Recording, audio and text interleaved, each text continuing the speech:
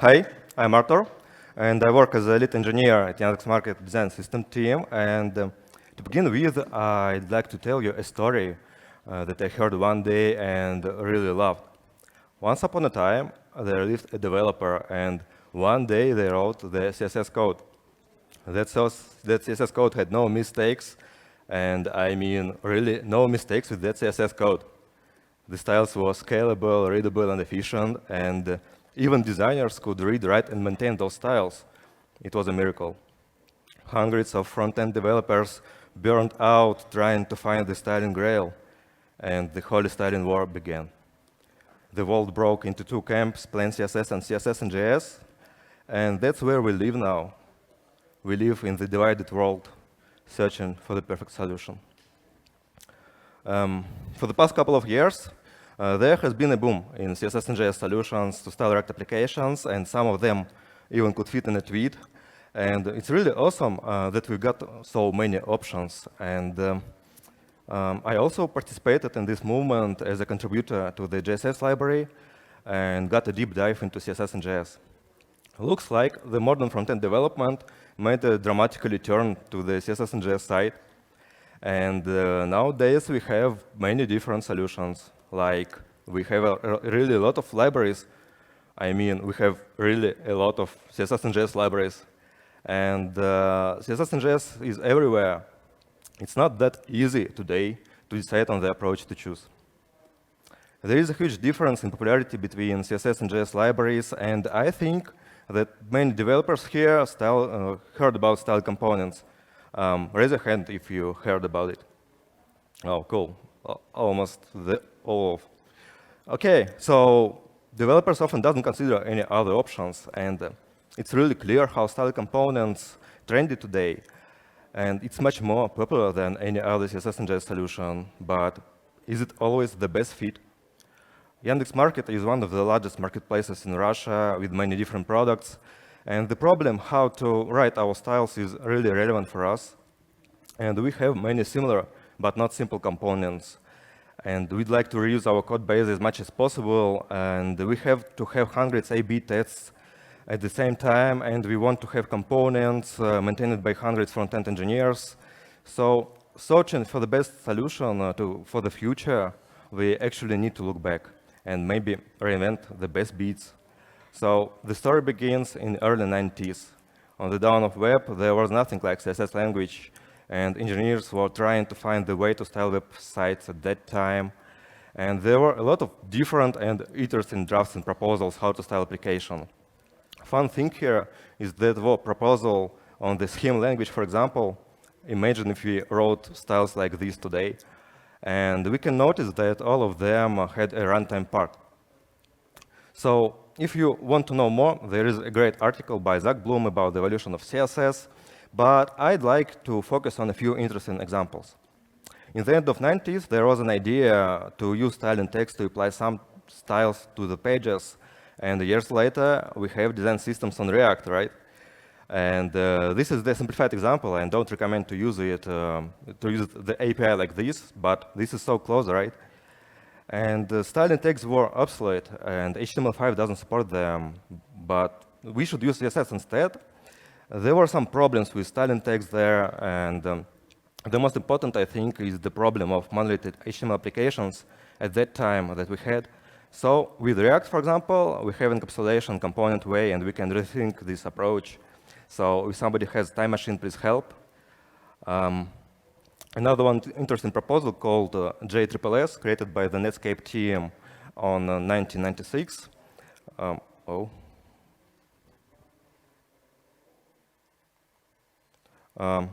Years later, we have JSS, and we have a CSS object model. And yeah, it is working example with with operator. And again, I don't recommend to use with operator in real life, but it will work. And this proposal was also declined. It was a draft, it wasn't finished, and we can still use some ideas from it today, like in JSS, for example. And the last one idea that I also want to mention is CSS expressions by the Internet Explorer. It is also very close to the one thing that is very popular nowadays. Any ideas?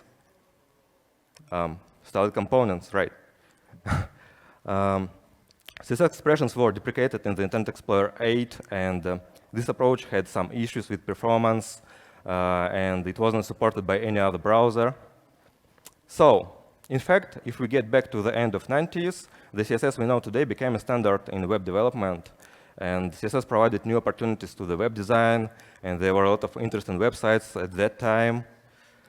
But developers faced with some pain with plain CSS, and I'm sure every front-end engineer has spent some hours puzzling with CSS. Let's talk about some pain with plain CSS. It's hard to reuse the CSS code. We need to copy-paste many things with CSS custom properties. It is easier, for example, but 20 years ago, developers didn't have this option. In addition, the order of rules in the style sheet is meta, and that's the problem to maintain many different style sheets with CSS.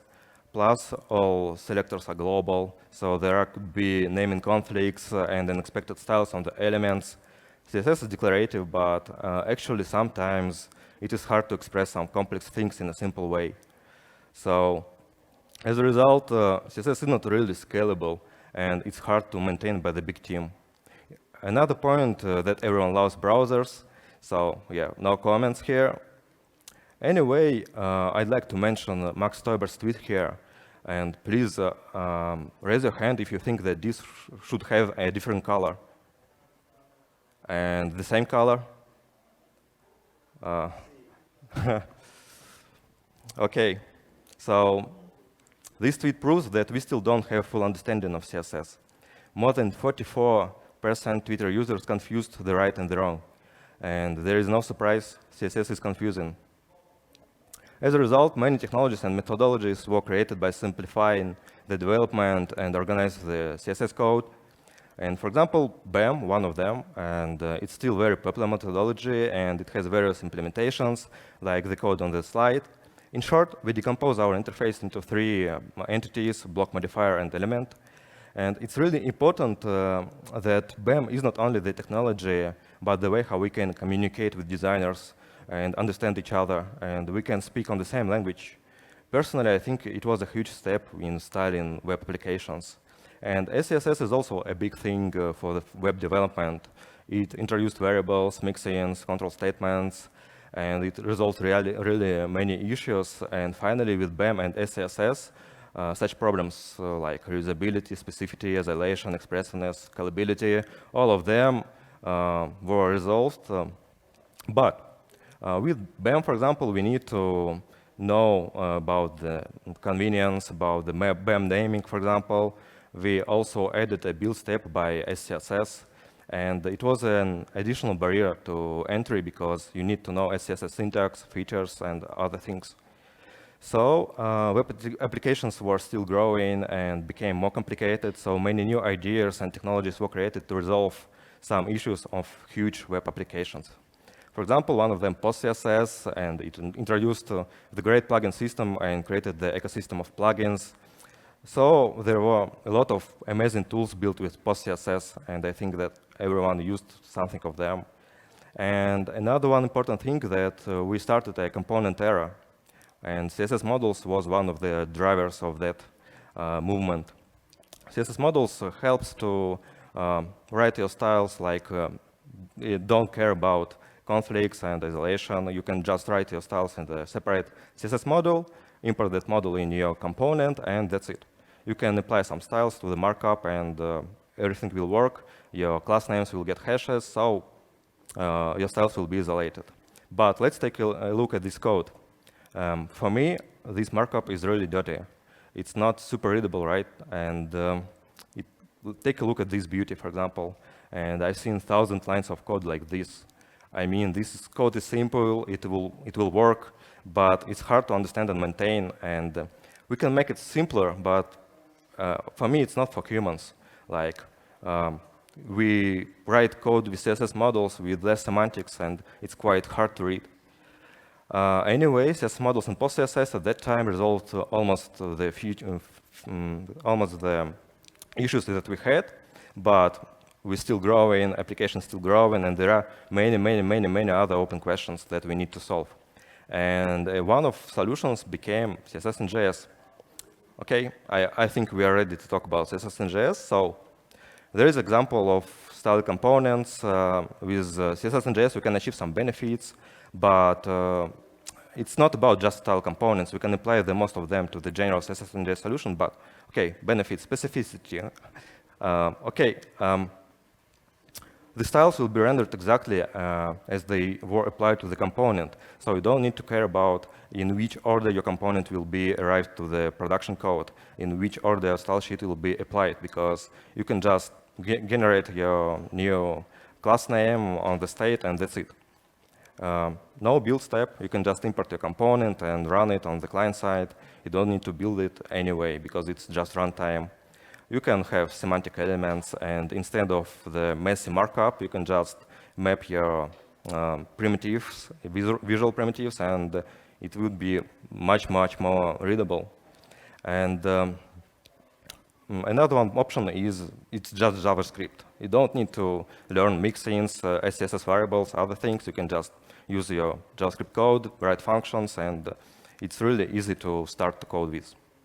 Another one important thing is theming, because you can write your theme depends on the React context and on the runtime, and it is great because it was tricky to make some theming with static extracted classes and all of them.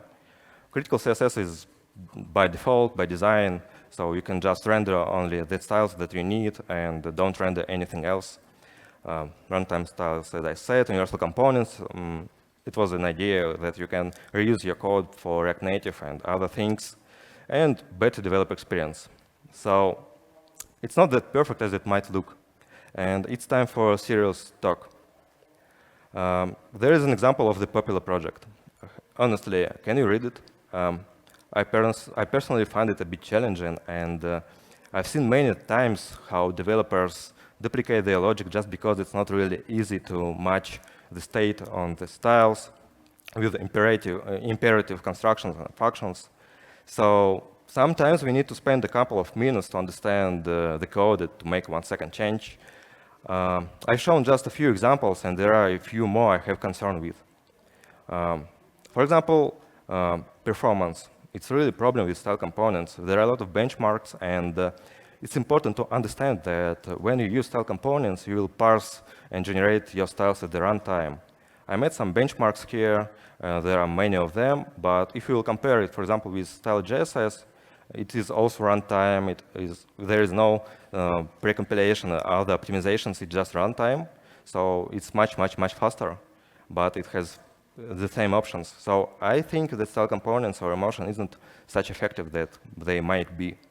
And for example, if we render 1,000 boxes on that benchmark, style components crashes and the web page crashes too.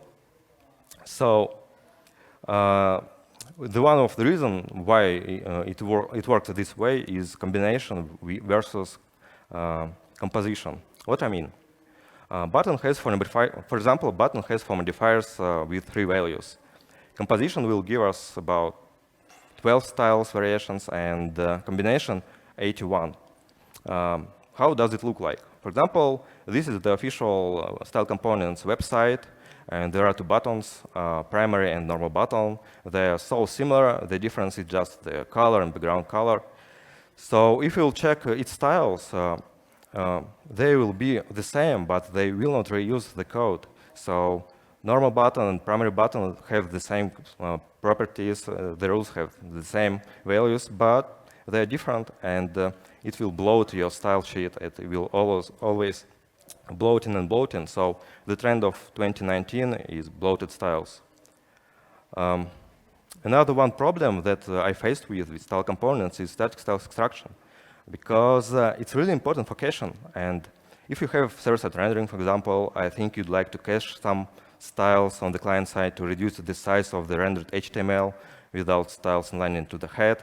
So it's not possible to extract styles with style components to the separate style sheets, but I'll talk about it a bit later. Another point that I want to mention is imperative mapping state to the styles, because we have just JavaScript, so it's not functional. It has some functional elements, but we don't have pattern matching and other things. So it's quite hard to match some state things without if statements, without some conditions, and sometimes it's quite unreadable, as on the previous slides. The next problem is component API control. What I mean? Styled system is a popular pattern with style components to apply some composed styles and reuse mixins, for example. But I am afraid it's not very clear what finally the interface of the MyBox component will be. Even with type system, it's quite hard to handle it because you don't know what kind of properties space or width will have and what kind of conflicts they might have. For example, space might have the space prop and the size prop. Width might have size prop, but they can behave differently on this, depending on that props. So it's quite hard to understand the real API of the component in the end. But what the thing that is more important is that there is no really good control over the internal API. There is an old issue of style components about filtering the styling props that were passed to the DOM node, and each led to the invalid markup. So in fact, there is no other solution like white list or black list, which you also should maintain, and you should, with nested mixins, also maintain. So it became a difficult thing in the big project.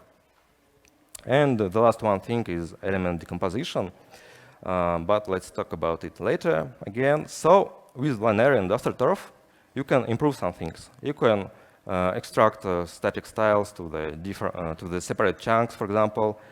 You can resolve some efficiency and performance problems, but they also will miss some benefits that you had with runtime because they are statically extracted. So there is no way to skip the build step. You need to build it, and sometimes it's not really easy to set up your Linary or Artur in your project.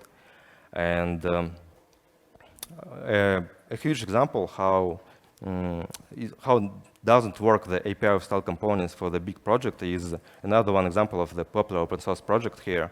So it clearly shows that it's not easy to decompose the style component to the elements. Developers use global class names here and lose many benefits of isolation, encapsulation, and they map them to the markup by hands. So we return to the problems that we had again. So there is an abstract example, and it is close to the real life. And only do I see the problem here like something was overcomplicated. And years ago, we had CSS, and we wrote styles like this, and it was really simple. And when you only start learning the web development, you will learn some basics of HTML and CSS, and you'll easily understand that code. So don't you feel that we have missed something important? Sometimes I really miss the simple and declarative CSS code. So I might call it problem loop. We are trying to solve some problems, but the solution introduces some kind of new problems. And we try to solve the next problems and again. And I think that exit from the problem loop is the abstraction loop. I really loved the Libaren's talk about the abstraction loop on the React Europe this year. And he talked about the way how they work on the React abstractions. And he introduced the idea of abstraction, syntax, and mental loop. And the story definitely seen so many examples how we reinvent some of the best beats from the past, but with a new vision. Let's take a look again for the last time on this code. We already have Shadow DOM and scoped styles with frameworks like Svelte or Vue that solves many of the problems of the plain CSS. And let's apply our modern and syntax abstraction mental model to the styles and make a next step. For example, Svelte framework is really popular because of its simplicity, right? It's just basic HTML and CSS, and it has some pre-compilation things, but it's really popular because it's simple. And we can achieve the same with styles. Today we have state-driven development, and we are trying to make it simple like Svelte. Let's start with state-driven styling and make it simple. And we can make simple boss. I'd like to introduce to you the reshadow tool, and that's an idea how we can write semantic markup and styles the way we feel it right. Let's imagine we have a phone component. With reshadow, you can easily start with the markup like this, and it looks like XML, but with reshadow, you can semantically name your elements on the DOM. And for example, if we had such code with CSS modules, with reshadow, it will be just semantic elements with the names as elements should be. And by default, all unknown elements will fall back to the div tags, and you can specify the tag explicitly, for example, like header or main tag. And it becomes really easy to style elements with scoped styles. You can also easily map your state to the markup and map your styles by attributes and props on the virtual DOM. And Reshadow brings Shadow DOM developer experience, but for the virtual DOM. And you are still able to use simple declarative selectors. Just to notice here, there are a lot of ways to describe your state by area attributes, for example, and it's hassle-free styling with Reshadow and area, for example. Another one useful thing here is modifiers. It became really easy to declare some complex things, depends on state with modifiers, and which is more important, there is no magic here. It's just the basic HTML and CSS specification, just the namespace. And you don't need to care about the filtering DOM nodes and filtering attributes because the use modifiers will be omitted on the DOM. And you don't need to care about the invalid markup.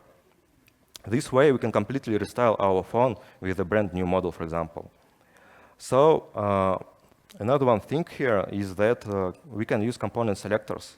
And it is possible to write selectors on React components and props.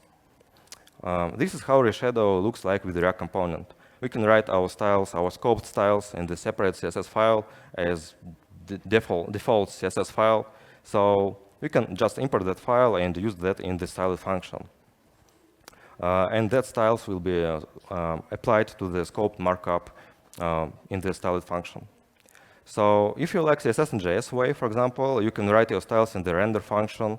And it is similar to the style components API, but we can declare our styles in the render function instead. So there is no need to create a special wrapper or higher order component.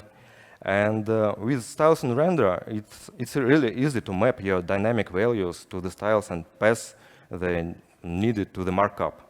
So this way, you will filter some styling props by design. You don't need to filter them by whitelists.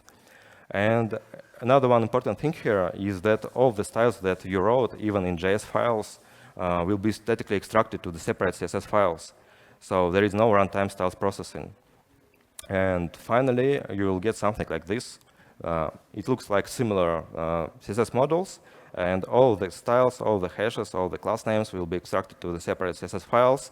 And interesting thing here is that dynamic values, for example, like color, will be mapped and fall back to the CSS custom properties. It will get the spatial hash, the unique hash, that will be also extracted to the separate style sheet and separate style. But you can apply them to the runtime, and its values will be scoped to the DOM node, to the root DOM node here. So again, there is no problem with conflicts of variables, and they still statically extracted. So the next thing that I will want to share with you is that it's easy to compose styles with Reshadow too. In this example, we can get our styles from the props and pass them to the styled function and compose them to the style that we wrote. And we can make a next step.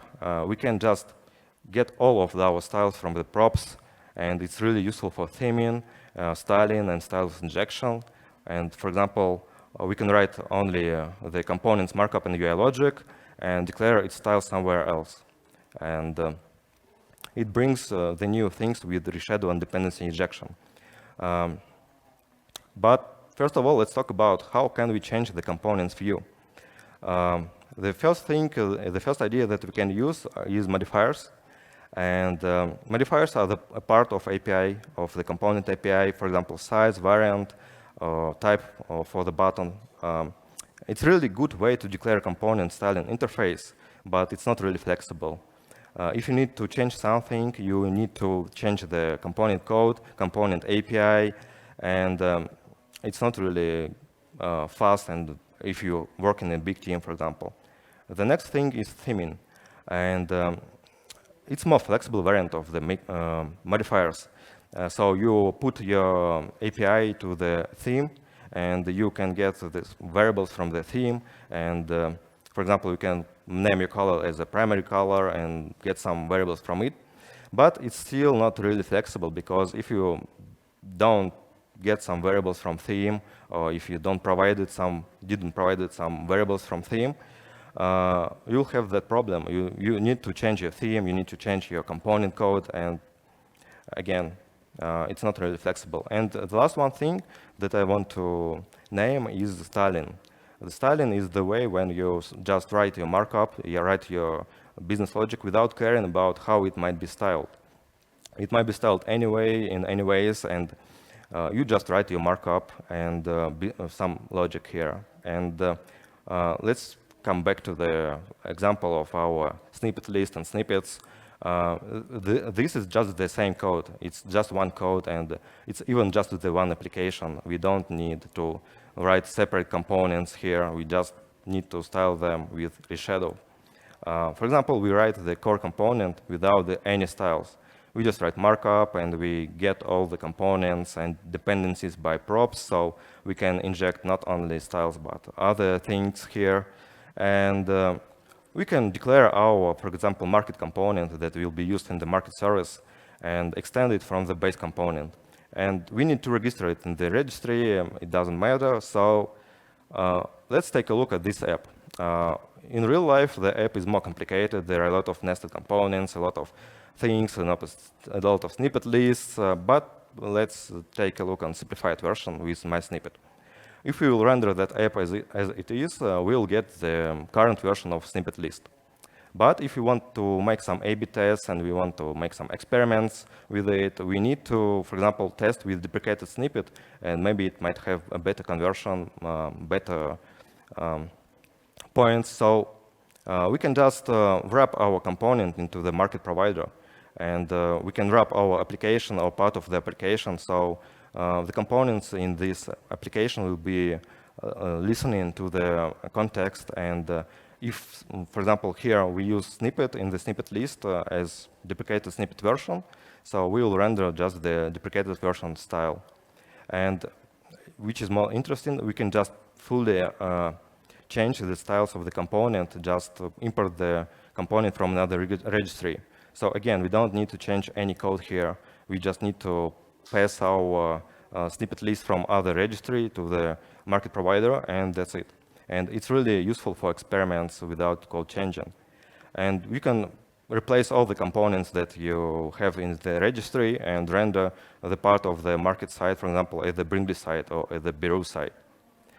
So with dependency injection here and the reshadow, you can use dynamic imports for some experiments, and you can split your code to the different chunks. And your main bundle will not be affected by some experiments. You can run your experiments, hundreds of experiments, without changing the real code. So you can, for example, watch your cookies or watch your some states and get dynamic chunk for the chunk which you will match to that state or to that experiment, download it, and run it in the provider.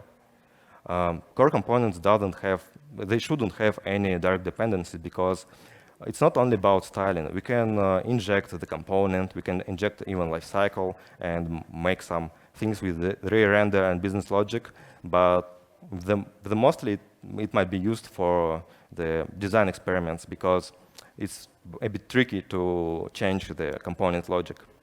And each service has its own registry and its own provider. So there is no conflicts in the service. If you use some different components, you can just wrap some components in the provider and change the behavior there. So I think it looks like a magic, yeah? But in fact, it's not. So let's take a look on the CSS-Modules example that I used before. We can make some things closer to the beta experiments here if we move our styles to the props, for example, and we can set our styles as default props for button. And we already can map some styles here and provide some styles to the props and make some injections, but it wouldn't be really flexible, again, because we use some particularly styles like button, button disable, button icon. And if you want to style button in the separate, in another state with another props and attributes, you will not have any chance here, because you need to map your element name to the element name in the styles, right? You need to map your modifiers to the modifiers in your styles too. So you need also to map your DOM elements to the elements in your markup, in your styles, and it's not really effective. With Reshadow, we can just put all of them to Reshadow and write only the markup that we need, and write only the styles and attributes that we need. There is no any convenience, there is no any, there is just you write your styles to the markup, and yeah. So another one question is performance. How fast is it? And Reshadow has 0 runtime for styles. It has static style extraction, and if you compare it with other CSS and JS solutions and other CSS solutions, there is a huge difference in benchmarks here. And there is a lot of things that Reshadow can improve with caching, with effective caching. And this kind of package has some pre-compilation things like Svelte, but I also have a package, Reshadow React, which doesn't need any Babel, and you can just import Reshadow and run it on the runtime. There is no pre-compilation thing, but it's still very, very fast. So it compiles styles on the runtime and all other things, but it's still fast. And on the 100 boxes, the difference is huge, huge, huge. And how it might help you in real life, like this is just abstract benchmarks. Let's take a look on the example here. It's a very popular project with Windows XP made by styled components. It's really interesting thing. You can surf there. So I just replaced the styled components by a Reshadow styled package, which has about 90% compatibility with styled components. And when I was a child, I had a lot of issues with Windows. And I had a lot of windows that sometimes were really frustrating, and it was crazy. So I decided to reproduce this thing on that project. And there is the comparison between the Reshadow and the styled components. So styled components can't render such more windows as I had when I was a child. So the last thing is semantics. As I said, it's really declarative state mapping. It's not the imperative state mapping here. And the Reshadow is composable. You can inject your styles and theming. So Reshadow brings the best bits from CSS in JS and CSS together. And I think that we are trying to find that Grail, combining all the best features that we have. So another one feature that I really like is static styles analysis, and we use that in our design system. So our developers don't even need to read our code. They just open up the table and read what kind of elements and modifiers it has. So one more thing. Reshadow, I was talking about React, but Reshadow works in Preact, Svelte, Vue, HTML. It's framework agnostic, so you don't even care about how you can work with some framework with Reshadow. There is just the component way. If your framework has a component way, Reshadow will work. So please check the website if you are interested in. There are some links on the GitHub, Telegram, Spectrum. So we are just published the alpha version about a few months ago. We are trying to collect some feedback, so we will be really glad if you will provide some feedback too. In conclusion, I'd like to mention that we tend to forget about history and about its repeating. And don't forget about abstraction loop and history loop. Another one important thing here is that API and developer experience is important. And you should always think about how your API will be scaled and how it will be work not only for 2 developers, but for 100 developers, for example. And in the end, style the way you feel it right. Thank you very much.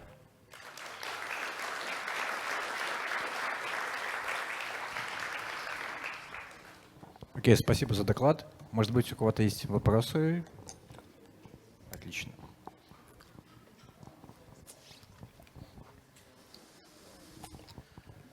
Могу по-русски же, да? Да, конечно. А что с debugging experience? Ну, понятно, если у тебя обычный CSS, и нашел какой-нибудь элемент, который неправильно отображается, DevTools, стиль, Ctrl-Shift-F, нашел стиль, поправил. Хороший вопрос. Мы сейчас работаем вообще над тулзами, которые бы могли улучшить developer experience. Например, более расширенный линтинг. То есть я здесь показывал примеры, где ты определяешь какие-то элементы и мапишь их на markup, ну, на какую-то верстку. Но это нужно линтить по-хорошему. То есть, конечно, когда у тебя простой компонент, это все видно и легко проверить, но мы работаем над тем, чтобы эти были ESLint правила, которые скажут тебе, что у тебя этот элемент не существует, или наоборот, на этом элементе у тебя не существует таких-то атрибутов или пропсов. Что касается твоего вопроса по поводу source-мапов, по сути, это, в общем-то, все то же самое, что и CSS. То есть, когда ты собираешь с помощью CSS, у тебя есть source-мапы, у тебя есть классы, у которых есть source-мапы, и ты можешь просто перейти в класс, где он написан. То есть здесь ничего лишнего Reshadow, в общем-то, не приносит. Это просто собранный стиль с помощью CSS, собранные source-мапы с помощью CSS, и, в общем-то, если ты их включил в бандл, то все должно работать. Да, спасибо за доклад. У меня такой вопрос, что если дизайнеры собираются саппортить темы, то возможно ли это им самим сделать или нужен обязательно разработчик, чтобы заменить стили? Ну смотри, мы добились того, что у нас дизайнеры вообще контрибьютят в Git, они пишут MDX, и в том числе начинают коммитить и исправления в CSS-файлах. И тот подход, который мы сделали с помощью Reshadow, им оказался очень понятен. То есть они очень легко читают стили, очень легко читают верстку и, да, начинают вносить изменения. Насколько это всем дизайнерам свойственно и насколько это масштабируется, еще сложно сказать. Вот, но, по крайней мере, такой опыт уже есть.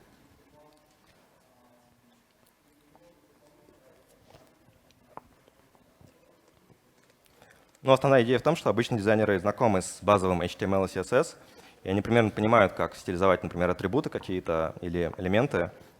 Соответственно, они просто пишут эти атрибуты и элементы, пишут к ним стили, и, в общем-то, оно так и работает.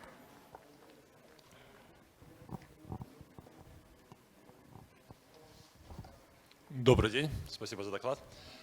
Такой вопрос, я сейчас посмотрел как раз Reshadow репозиторий, там 163 звезды, альфа-версия. Насколько она готова для того, чтобы ее реально использовать в разработке? Вот помимо самой идеи, насколько эта идея может прямо сейчас притворяться в жизнь? Ну, хороший вопрос. На самом деле мы из альфы не вышли по нескольким банальным причинам. Кроме Reshadow, который вот я сейчас рассказывал, это вот базовый какой-то core пакет, мы сделали, чтобы поэкспериментировать Reshadow, например, React, который без прекомпиляции, RSCONF Style, который с Style Components API. И там есть набор багов, просто потому что это не first class citizen у нас, то есть мы почти все пишем на обычном Reshadow, и он, в общем-то, отполирован. То есть там уже багов каких-то нет, у нас некоторые компоненты уже выехали в продакшн, у нас дизайн-система написана на этом, портал дизайн-системы на этом написан, и как бы мы уже многие собаки съели на этом. Вот. А другие пакеты, они еще не до конца готовы, поэтому не хочется прям делать полный релиз.